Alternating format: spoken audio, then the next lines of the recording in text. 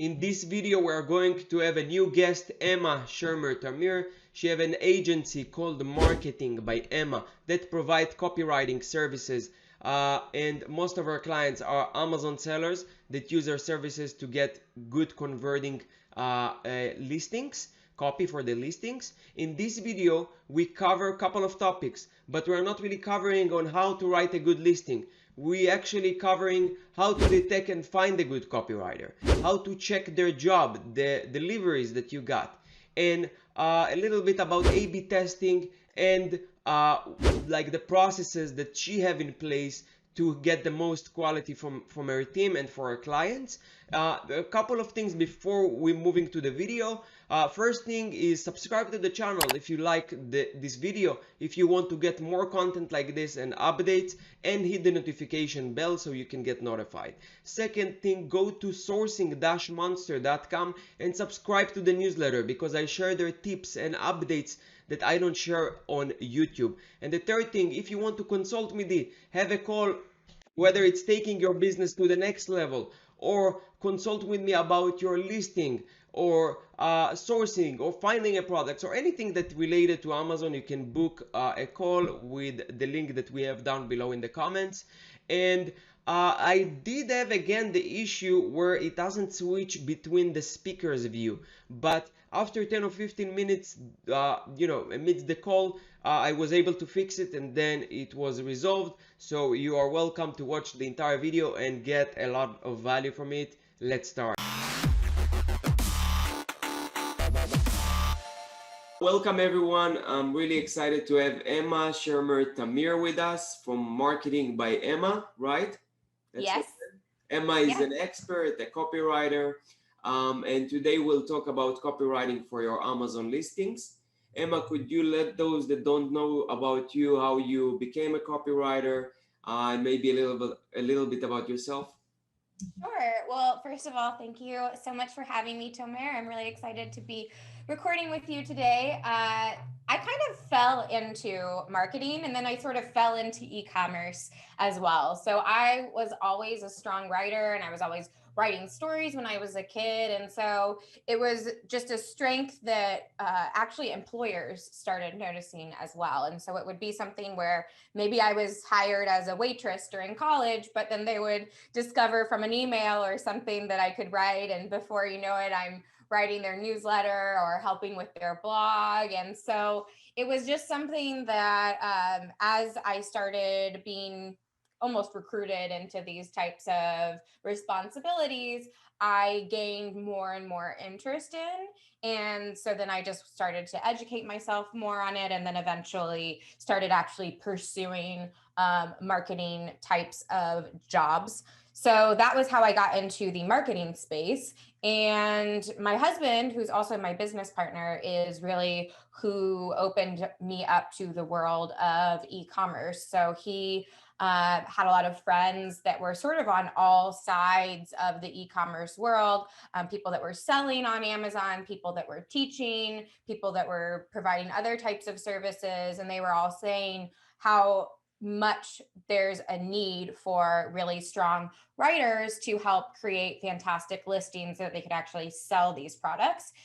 I was a little skeptical and it took a bit of pushing, but luckily my husband is persistent, and eventually I understood what he saw and I realized how much need there was for this type of service. And so it was something, at first it was just me doing the writing, and then fortunately people were happy with the work that I was doing. And so more and more people just started approaching organically. And now here we are, over 4 years later, and we have a small team located here in Columbia, Missouri. And we are really trying our best to create fantastic work, a really great experience for our clients, helping e-commerce businesses create copy that connects with their customers and of course helps them convert as much traffic as possible. That's really cool. When you said that at the beginning you didn't think that you can open a business. It's like sometimes you just need like one person that really believe in you and push you, and you just start to see the success and you gain this confidence, and that's really cool, that story. Yeah, With yeah. My husband is definitely a huge cheerleader of mine, and I'm very fortunate that he's so supportive and um, has that belief before I really had it myself. So nice. definitely, I think if you're going to get in business, find somebody. It doesn't have to be family. It doesn't have to be friends even, but find somebody that can help see sometimes the things that you may not be able to see. Yeah, and support you. And if you have like you need to consult, yeah, it's super important, especially in Amazon too, Yeah. where it's so competitive and you have so many opinions. Sometimes if you even consult with someone that is not really the best, but you just stick to one person opinion and you go with him, I think it's better than really nothing. It's super important to success. You do copywriting only for Amazon listings, or to like just standalone websites like Shopify and all of that? How you will uh, in maybe percentages like divide your work? Like Amazon is most of our customers. We do have a very large base of clients that are selling on Amazon. However, we do also help people with everything from their website copy to developing their brand story, any of those kind of, I like to call them foundational texts. So those pieces of writing that communicate who you are, that help you really connect with your customers on a deeper level. So less of things like blogs or social media that are, more about just exposure, and really those who you are, why you're doing what you're doing, and why that's something that people should care about. So less like content, like really content marketing, but more on content that actually pursues people to take action or create this Exactly. confidence, right? Yep, That's really exactly. interesting. Okay. All right. So, yeah, we'll start with a couple of questions if it's okay. I did prepare a couple of them. You would say for, for an Amazon listing, a job to create a copy for an Amazon listing with like the titles, the bullets, the actual research, all of it. How long usually it takes you to do the research and complete like a full listing from like 0 to 100? Oh, that's a great question. And it's pretty in depth. And it also depends on exactly, everything from what the specifics of that project require to the space that a product is in. Some products are much more straightforward. For example, a washcloth, there's not necessarily a lot of additional research that needs to go into understanding the function of a washcloth. We'll still want to do, our competitor research and understand how we can position those washcloths to differentiate them in a pretty saturated, sorry for the pun, saturated space. But if it is a more complex item, then there may be additional research that needs to be done just to really understand that space specifically. But we are sticklers for detail, and we really want to make sure that we are doing the very best job that we possibly can. So that all starts from the very beginning with how we actually do our brief intake process, into the keyword research if clients are asking us to do that, then into the writing, the editing, any additional revisions, and then sending that out to the client. So it can vary quite a bit, but I would say anywhere from, oh, I don't even know. It's just so, it, because of all the different people involved and variety, there can be such a wide breadth, but maybe 10 hours for a typical project with everybody involved. Yeah, that's Um, before the revisions, right? So let's say like yeah. because that will slow down, of course, the process. Some clients would have more requirements, revisions, stuff like that. But it's a good point. You mentioned that you do research.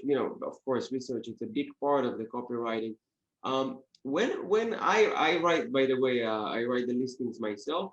And when I do the and start like writing the copy, I do research mainly on Amazon. But in some cases, it was really helpful, like doing research off Amazon, like on eBay, Walmart, and Shopify sites, and get these points that I didn't see that other Amazon the competitors are doing. It's something that you also do as part of like your research. Yeah, we have we have processes for everything, and so we have very detailed process for how to conduct competitor research, and part of that includes going off of Amazon for a few reasons. One is not always are the sellers on Amazon doing the best job. So if the only space that you're looking is Amazon, you may be really limiting yourself to truly understanding what customers care about, how to present a product, all of those different details. And so going off of Amazon is really essential in my eyes.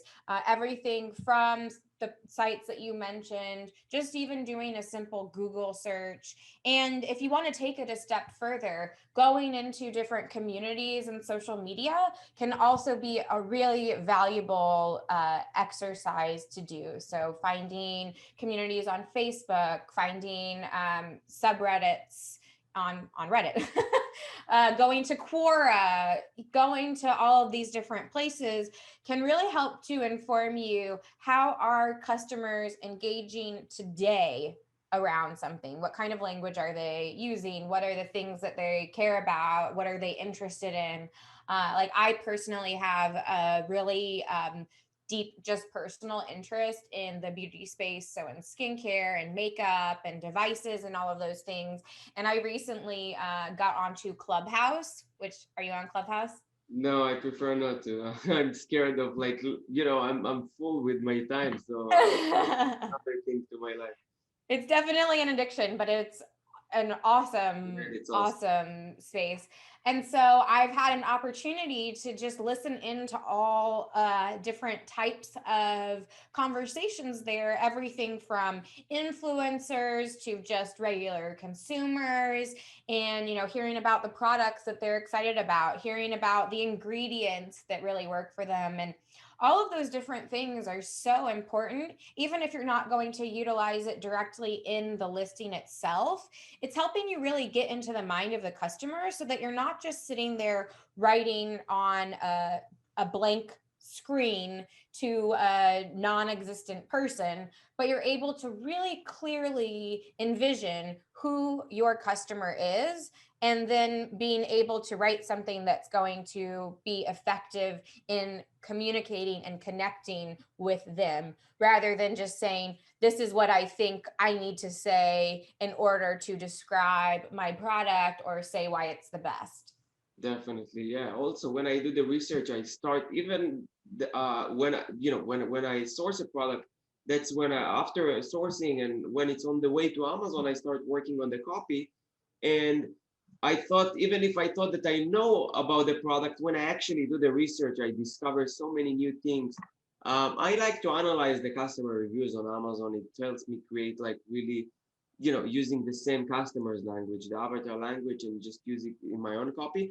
But you mentioned also a good point about like checking communities, Facebook, YouTube, like wherever your audience is at.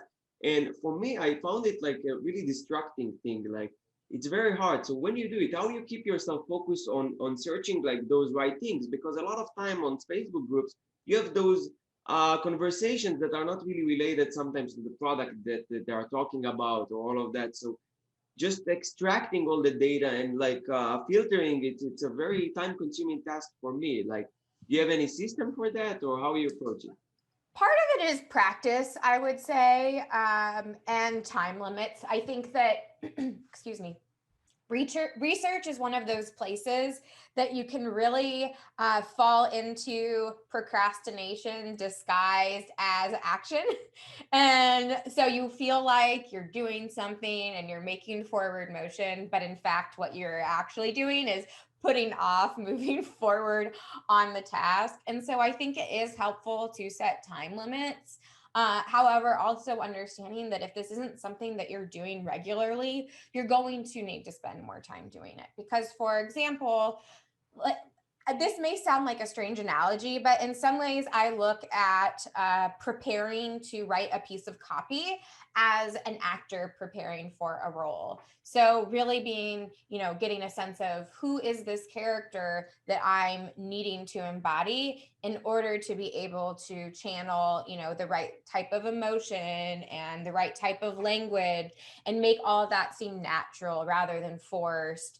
And so, because I have a lot of practice doing that and I've played many different roles, it is easier for someone like me, or for someone, that's on our writing team that is doing this all day every day, to be able to get into that role quicker. Whereas if you don't have experience doing that, you are going to have to spend more time practicing. I think there's this assumption that if you write in a language, then you should be able to write a great piece of copy easily. It should just come naturally.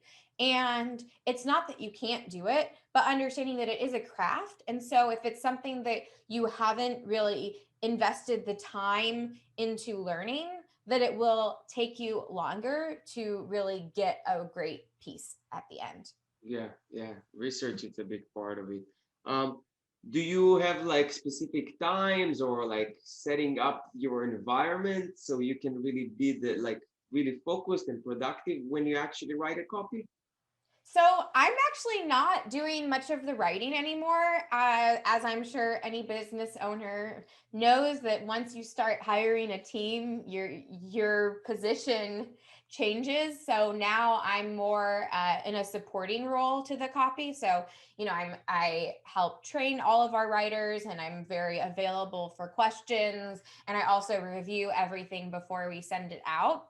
But I think that question is still a worthwhile one of asking, and it's definitely something that I'm constantly trying to figure out and make sure that I am really setting myself up for a productive day. And for me, that actually starts before I even get to the computer. So every morning I set the coffee to brew, I take my dog out, and then I pour myself a cup of coffee and I sit down on the couch and I read for half an hour to an hour. And I find that valuable for a few reasons. One is it allows me to just kind of center myself for the day, but two, it's like fertilizing my mind. I might be reading about something that is totally unrelated to business or to whatever, brands we're working with, but it's getting those different inputs, stimulating the creativity, allowing me to be able to bring in different ideas and find new ways of connecting them, that I find incredibly valuable. So for me, I notice a big difference when my days don't start that way versus when they do start that way. So then when I do walk into my office in the morning and I sit down at my computer, I'm more focused. I feel like I've had that time for myself. I've gotten my brain in the game and I'm ready to get to work. Got you. That's really interesting. What you said about like 30 minutes to an hour. Usually I read, but because I'm so busy, I try to find those moments where I don't really, I mean, I can listen to an audiobook and just do some other things as well. But like a year ago, I was doing the same thing, not for an hour or 30 minutes, but 20 minutes before I started my day. And I think that I should get back to this. Like you serve as a reminder. Um, your question, like your answer about the team and that you don't write your listing anymore, makes a lot of sense. When you grow, you need to have a team. How you make sure that your team quality is according to your standards, like are you doing some random quality checks, like you give them like you train them every couple of months or weeks, how you keep them like the quality high, and how you check like the deliveries are as far as your standards? Yeah, so that's one of my biggest things that I focus on. So it starts with training. Um, I've had team members liken our training to a college course, just to give you a sense of how thorough we are with training typically lasts 1 to 2 months where they're not actually creating any client work. They are going through extensive reading and practice listings and different exercises, and there's a lot of conversation and additional learning so that by the time they are given a client project, they've demonstrated an ability to do a good job on this. So that's first and foremost. We also have multiple levels of quality control and also like team contribution, which helps with that as well. So everything from the person that's doing the initial brief intake and is making sure that they're asking all of the right questions, that they fully understand the product, so that by the time the brief gets to the writer, that's all thought through. So like, to me, that is incredibly important before you ever start writing. If you just ask a few questions and there are a lot of gaps, then you're not going to be able to do as good of a job as if you have a really thorough understanding of what the product is. So then the writer writes the project and does all the necessary research. And then we also have an editor, and an editor for every single project that they are editing. There's a form that they fill out, and the writer is graded on a variety of different categories. So that's something that the writer is responsible for. If they drop below certain scores, then they're required to figure out what they need to do in order to lift those scores back up. And so we have a very involved process for that.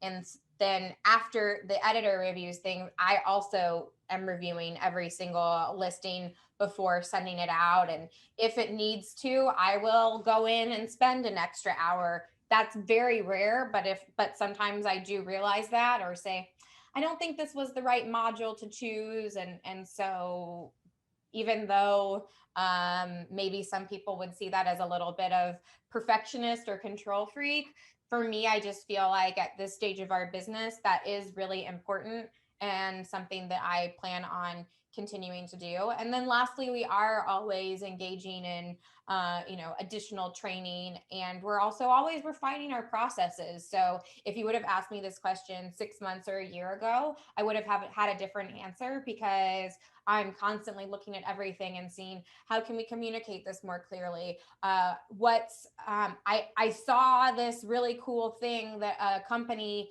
did, that has nothing to do with Amazon, but this is a great thing to have in your toolkit that for the right brand could be a really fantastic strategy to take. So all of those different things, and maintaining that curiosity and openness and desire to improve, is, I think, what allows us to continue to deliver top quality work. Yeah, that's really amazing. I actually do the same with my team, like feedback. I tell them, like, I don't like, mistakes or things, will happen, but feedback for me, it's something that every day I should get a feedback, even on the smallest things ever. So like, it's nice to hear that you are guys like sharing between you what working, what doesn't, and that's how you improve, like just small steps each time. That's really cool. Process that you created there. As far as as an Amazon seller, for me, why I keep doing the copywriting, even if it's a time-consuming task for me, and if you look at it from a delegating point of view, it's not really smart to keep doing it. It's better to outsource. But I find that if I outsource, and I outsourced a couple of times to copywriters, the work, what happened is that I had to do the entire process again, because in order for me to check their work, I had to really do the research myself, I found. So how you suggest to a client to check the work of the copywriter, with time efficiency, without really spending so much time on doing the entire research? What are the things that Amazon sellers or clients that are ordering a piece of content or copywriting for the listing should check, but without spending hours? That's a great question. And I think that it's one that not enough people are asking. And I think it's so important that with anything that you're hiring out, you may not be an expert, but you still have to be able to, you know, review it and determine whether it's a good piece of work. And that can be even more complicated if it's a skill set that's very far outside of your comfort zone or your native language or whatever. Like I feel that way with accountants. Like, it's one of those things where you need a lot of trust because I don't really understand a lot of the things that they're doing. But I've also learned through poor hiring choices with that, what questions to ask and what to look for. So I think and this sounds crazy, but one of the first things you can do that I think it will be a good indicator of basic quality that could potentially be indicating bigger issues is run the listing through a grammar check. Download something like Grammarly and see if there's a lot of potential errors going on. Now, Grammarly will probably flag some things, even if it's gone through 20 editors, because like commas and stuff like that. Well, it's just certain formatting things and stuff like that. But I'm shocked by how often I look at listings that on the most basic level of proper mechanics and grammar, there are glaring issues. And so in my mind, it's finding those types of things that can serve as red flags for potential bigger issues. Because to me, that's a lack of attention to detail, or perhaps not having that mastery that somebody may have or need to have in order to do a really good job. So that's one quick and easy free thing. You can have a tool do it for you. So I would say start there. Also, you probably have somebody in your network that is either in the customer pool that you're trying to sell to, is knowledgeable about good writing or marketing or somebody like that. So if you have access to somebody like that, ask them to read it and just give you their feedback. A listing is not that long, so they can probably read it in 5 to 10 minutes. So it's not a huge ask. If you feel uncomfortable about that, then you could even just find somebody that maybe you could do an exchange of some sort for that. But getting some feedback from other people, because I think one of the challenges in reviewing the work for a product that's yours is being able to take yourself out of it. Because ultimately, while we want you to be happy with the work, you are most of the time not the person that we need to be communicating with. Correct. So if we're just trying to please you, or you're just focused on making your product sound the most impressive, you could actually be serving a disservice to your ultimate goals. And so we're not afraid to have those conversations with clients and say, we don't think that this is in your best interest, and we understand that you think that this is important, but through our research and our expertise, this shouldn't be communicated in this way, or this isn't a detail that people will care about at this point in the journey. And so you may not want to include that in there. So that's why having somebody else read it that doesn't have that same emotional buy-in can be really helpful in determining whether something is of high quality or not. Yeah, that's a great answer. A question related to that: when you deliver the work to a client, do you also explain how, like the points, or explain, okay, we did this research and that's why we put emphasis, the first bullet is here because we did like that? Not crazy in depth, but I think that if I would get a copy that just explain me just maybe one paragraph, the process and the research, it will give me much more confidence in knowing that they put the work and they did the research. Because what I found a lot of times, and I'm sure it's not the case with you, because the processes and the way that you explain things shows that you're professional, but some people some copywriters, they just don't put the work on the research, and you see it on the listing itself. You see the bullets that are very general and vague, and not really talking about what the issues that people come to these listings want to solve. And for me, that's really worked the best when I really fine-tuning myself on why this person wants to, like, what is the issue that they're trying to fix, and just addressing this in words and giving them confidence that that's the product that's going to solve it. That's for me what really lifting conversion rates.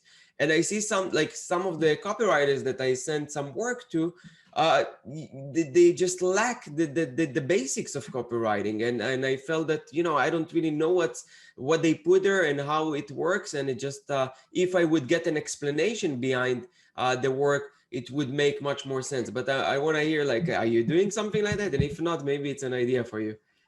No, we're not. I think that could really easily, I'm not sure how we would do that in a way that would not end up being overwhelming, first of all, because we could describe every single choice we make. So figuring out what that line is of explanation, also without just like telling people our full process.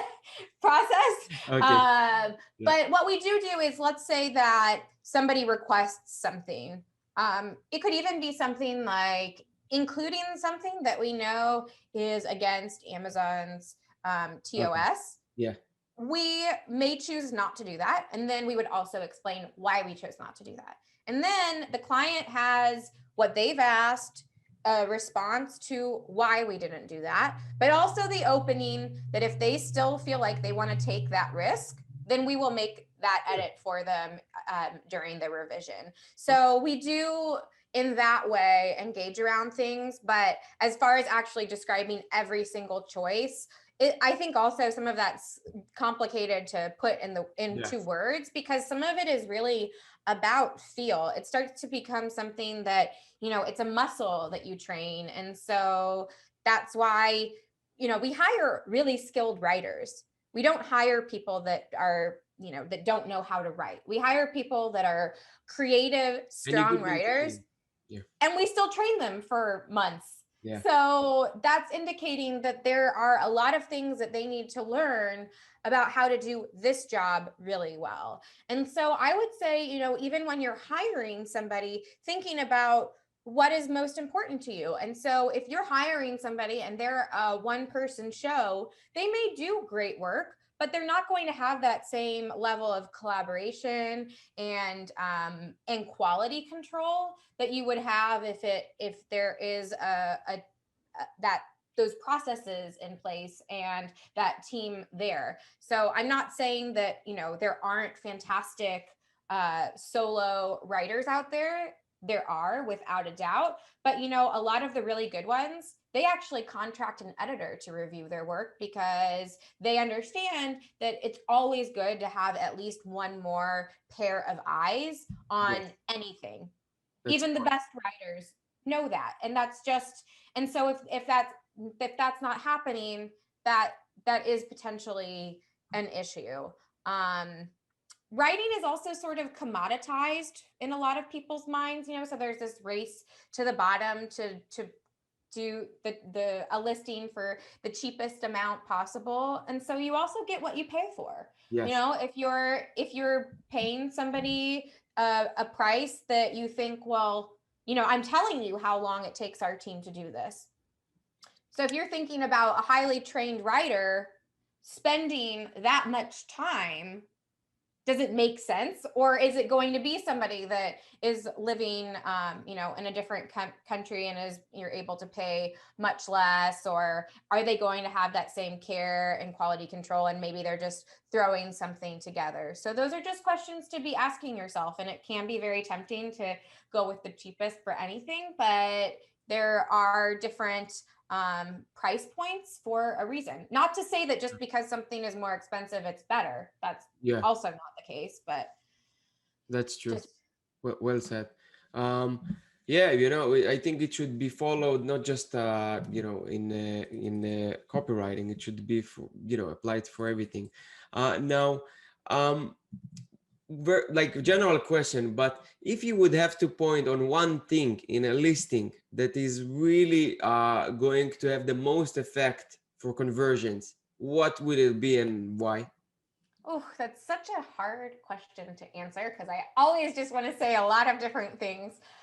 This may surprise you. I would say, oh, how do I just say one thing? I'd say organization.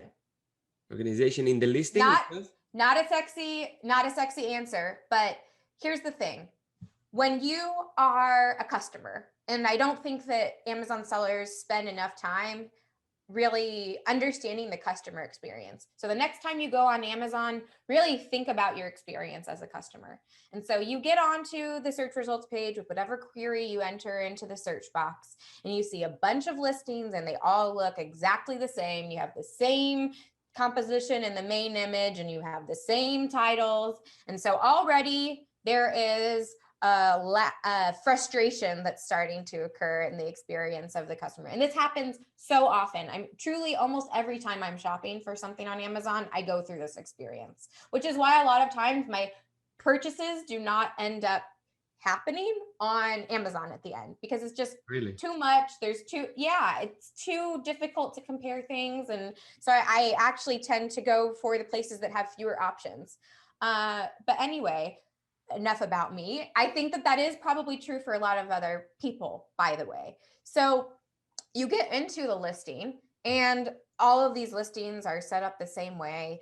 But when you're looking at a product page as a customer, you have a certain set of criteria in your mind of things that you need this product to do or be in order for you to invest any more time in researching it, right? So this could be compatibility with a piece of electronics. This could be size. Even if you're shopping for shoes, you're going to look and make sure that they have your size in stock before getting into the photos.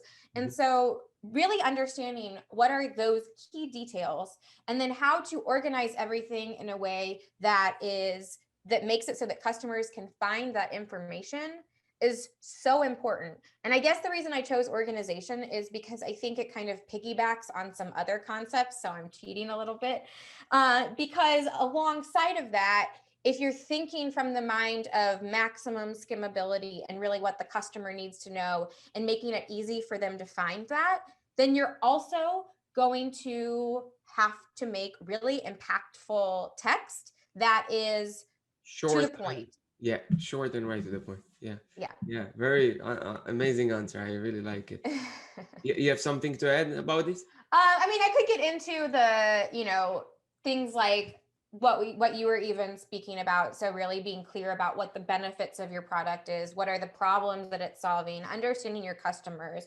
But the thing is that if you don't have that organization and if you're not writing concise, strong copy, then I don't think those other types of things are as impactful as they could be. That's like the second tier of importance because you don't want to have these hefty 300, 400 character bullets that are overwhelming and hard to navigate. They could have a lot of catchy text, but nobody's going to want to read a bullet that long. And if a really important piece of information is in the middle or the end of that bullet, how likely is a customer to be going to be able to find that information? No. Probably unlikely. And so No. if they can't find, right. And so like you don't want to spend 10 minutes trying to determine whether a product is right for you. You want to spend 30 seconds, 10 seconds, whatever that case may be. And then you say, okay, it checks those boxes. Now I want to read some reviews. Now I want to understand this a little bit better. Now I'll go to those second tier, criterion that are also important to me. But you're not going to get there if you can't find that need to know information. Yeah, that's really smart actually, and I didn't look at it from that point of view. And I think that when you're actually asking yourself this question, and you maybe ask, okay, what is the problem the person wants to solve, and come to your listing. If you can, like you said, if you can get out of emotions or get out of this listing and look at it like it's not your listing, and just answer yourself, does it clear enough that it's solving this issue? And if not, then you can, okay, maybe I can push this picture to be a second picture. Maybe I can move this bullet to be the first bullet. So it's really smart process, and I'm going to adapt it. um, so yeah, thank you for sharing this. Yeah, of Um, course. last question: what is your approach? I know that you deliver copy. That's your work, but big part I think of like improving conversions, it's testing. um do you like give your clients option of like two titles or testing bullets, or how you look at this? What is your approach about testing, A/B testing? So I think A/B testing is great and important. We do not provide all of those things, but at times we will have people come back and say, you know what, I'd like to try this out. Can you create this? And so we do work with those at times. I think the one thing you need to be really careful with A/B testing is making sure that you're setting up your tests in a way that you're going to be getting statistically significant data. And It again, is hard. that's just it's one of those things that people don't really speak about enough. But everything from using a tool like PickFu to even using the built-in A/B testing that you can do in Amazon Mhm. with your title and with your A plus content, you need to think about not only getting large enough sample sizes, but also making sure that you're really controlling things in a way that the data is meaningful. So everything from seasonality, there that is going to impact consumer behavior, to making sure that you're really having to only changing two main things. And that can be really complicated, especially with something like A plus content where you have imagery and text. And so being thoughtful and making sure that when you're testing something, like to me, something like a long or a short title is one of the types of A/B testing that you can get a lot of really meaningful data from. But I think some other things, while you can do a good job, you don't want to test one photo with a certain amount of text versus a totally different photo with no text. What Yeah. is that telling you? It's not really telling you anything. Instead, if you want to compare two photos together, don't include the text. Or if you're trying to understand what text is more effective, then use the exact same image with different text. And even then, making sure that the general focus of the text is the same. Because if you're talking about two different things, again, it's not necessarily giving you the answers that you're wanting to find. And that just goes back to, the large problem of correlation versus causation that we learn about in school. And so I'm not suggesting that A/B testing isn't important. I think it is, and it's valuable, but you just want to be clear that whenever you're doing A/B testing, that you're really thoughtful about how you're actually setting your experiments up, because they're experiments. Yeah, yeah. I have a lot of experience with CRO. Like before I was doing Amazon, I just like created tests all day long. And you're like totally right. You can test two things because you can't really determine which change helped or make things worse. When you test things, I feel that Amazon is really behind in this space. You don't have enough tools. They don't provide enough tools. There is also big impact when you change title. You don't know if the new title will also cause you some indexing issues. It's very complicated. I find it very complicated to do some testings with Amazon, and it's not something that I do enough, because it just the options are limited. But I really hope that in the future they will give us more tools that we can test. It's big part of because if you don't test, I actually today I created a newsletter about this. I sent an email. If you don't test something, you don't know if it's working well or not. But people sometimes find it scary testing things that are already working. But who knows if you can? Let's say you have 40% conversion rate. For me, it's really scary changing the copy or tasting something because 40% is amazing. So I'm risking hurting the conversion rate by changing it. So but still I think that you still should test things, but when things are working well, you just need to do them a little slower and more be more cautious. Yeah. But it's really I think big part in just in business too. Just test and execute and try always new things. Well, and even if you're not doing A/B testing, a lot of the clients that we work with, they are uh, sellers that have been selling for a while. They understand the value of things like branding, and they really are wanting to make that extra push and see, what's the next level that they can achieve, maybe even in their desire to expand beyond Amazon or to prepare for an exit or whatever the case may be. And so, anyway, that I don't really know why I started talking about that, but what I wanted to say is that even without testing, the data also can speak for itself. Yeah. So if you know what your conversion rate average is, and then you upload new A plus content and that conversion rate changes, then that is an indication that something is going on there. And conversion rate isn't the only thing to look at when you're thinking about the impact that something like copy can have. Obviously, conversion rate is one of the easier to identify and more attractive and exciting and enticing things. But even something like your CTR. return rate, Yeah. Yeah. even something like your return rate can be really positively impacted by a good listing. Because if you think about it, if you're able to more clearly communicate who should buy your product and who shouldn't buy your product, then you can avoid some of those purchases that are coming from a misunderstanding, Yeah. or maybe even one of the common mistakes I see people make when they're writing their own copy is the kind of exaggeration, the over the top, everything is the best, the most innovative. I liken it to like the late night infomercial kind of marketing writing.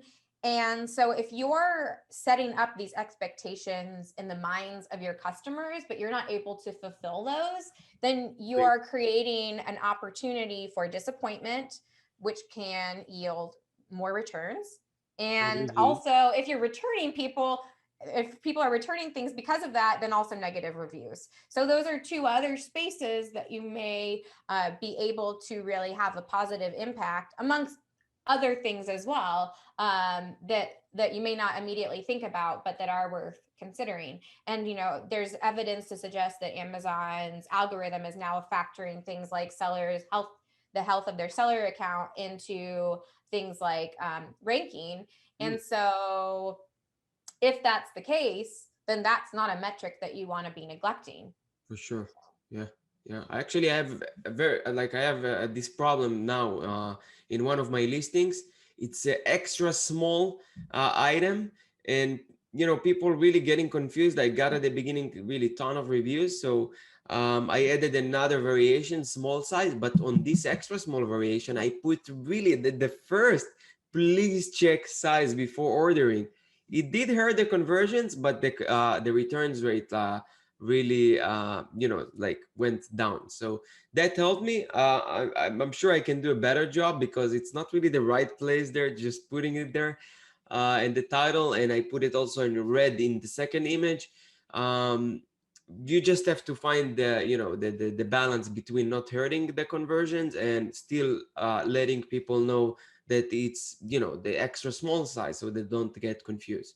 Do you um, have good images that actually show the product in um like to scale next to something? Yeah, it's a good point, and I think that that's the easiest way to really show the product like close to something, and I'll do that. That's great advice. Because a lot of people, myself included, like I'm not very good at understanding the Measurement. size of something. Yeah, like I don't have that kind of knowledge. And so like I was searching for some wall art the other day on Etsy, and they had this really smart thing where they had a wall and Mhm. then they had frames with the sizes of all of the different pictures. Okay. Um, so that when you're choosing the size, you could see all of them next to each other and start to imagine like, okay, that's a standard poster size. That's more of like a regular picture. And so for those of us that have trouble with that, it can really help to match somebody with the correct one in a way that's not like, warning, warning, warning, this could be too small for you. Yeah, So I know, anything from clothing items to pictures to really almost anything, it's helpful to be able to see the visual representation in contrast to something familiar, so that I can not, I don't need to go get out a tape measure because that feels like a lot of work, but I can still have a more confident understanding of what the item is. yeah, that's really smart, and I'm gonna take this advice and work on it. Yeah, thank you very much. I really enjoyed this conversation we had. I'm sure many people here learned a lot of things, including myself. So thank you for that. If people want to hire services, and I'm going to talk with you, I have one listing that I want to use your services for. But for those that are interested to learn more about you, try you out and being your customer, hopefully, how they can find you, how they can reach you out. So our website is marketingbyemma.com. We're also on Facebook at Marketing by Emma. If you are on Clubhouse, I'm at MXEM. Some speaking Random. in a lot of rooms there, and I'm having a lot of fun connecting with people that way. And we also offer free listing analysis. So if you're not sure whether your listing is doing what it needs to be doing, like some of the things that we've spoken about today, you can go to our website and fill out a short form, and we will get back to you with some observations that we have. And we're also, if your listing looks great, we're not afraid to tell you that either. So we're not just nitpicking for the sake of nitpicking, but we're really wanting to make sure that you're getting an honest review of your product, and whether you would like us to help implement those suggestions or you want to do it yourself or bring it back to the person you hired. That's your choice to do that. Okay, smart. So marketing by Emma. Check our Yep. website out. Thank you so much, Emma, again. I hope we can have another conversation in the future. And you have a good day. Thank you. You too. This was great. I had a lot of fun speaking with you, Tomer. Thank you. Appreciate it. Bye bye.